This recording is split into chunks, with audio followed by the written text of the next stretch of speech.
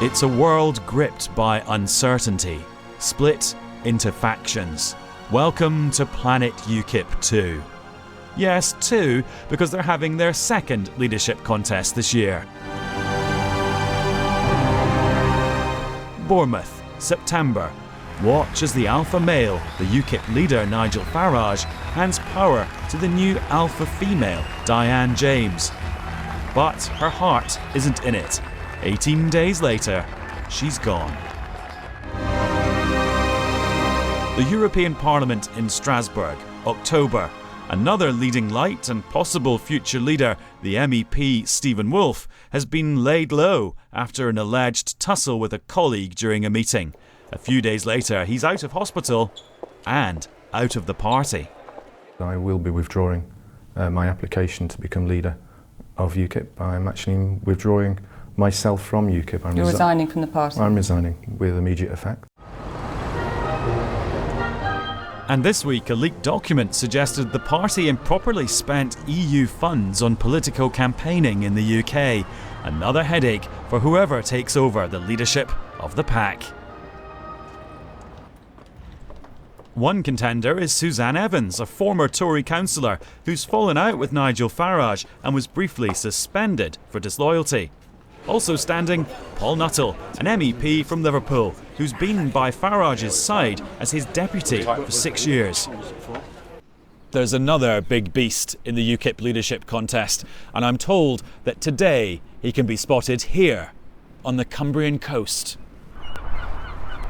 He's John Rhys-Evans, a businessman and adventurer who's offering members the chance to propose policies via a website called UKIP Direct.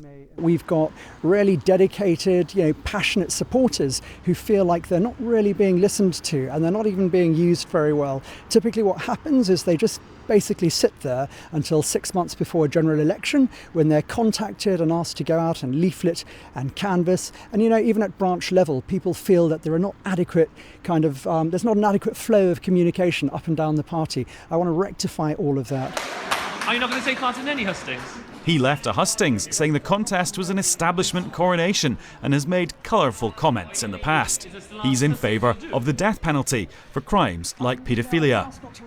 I think there is a clear will amongst the British people that such heinous offences should be dealt with decisively. But again, on an issue like that is something I'd put to the members.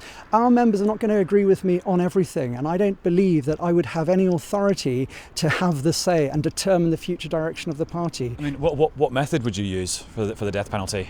Again, that is something that could be determined by suggestions that were made from within the party. Oh, so you'd have like an online poll about whether you used the electric chair or an lethal injection? For example, arguments would be made in favour of all of the various methods. This is such a small aspect of what I'm standing for. Essentially, in mainstream media, they try to trivialise a person's campaign by focusing on pretty irrelevant details. This is one vote that the membership would have. What I'm actually trying to do in this party is to revolutionise the democratic process in the UK, and that's really what your viewers should be concentrating on. It would be up to you. With him at the helm, he reckons UKIP would win at least 30 seats at the next election. Meanwhile, in New York, on a visit to Trump Tower, Nigel Farage admired the plumage of the president-elect, a man he's described as a silverbacked gorilla, a friendship that's been condemned by some in this leadership contest.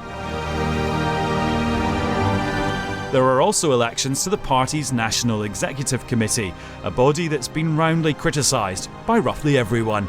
Welcome to Planet UKIP. There's a lot going on down there.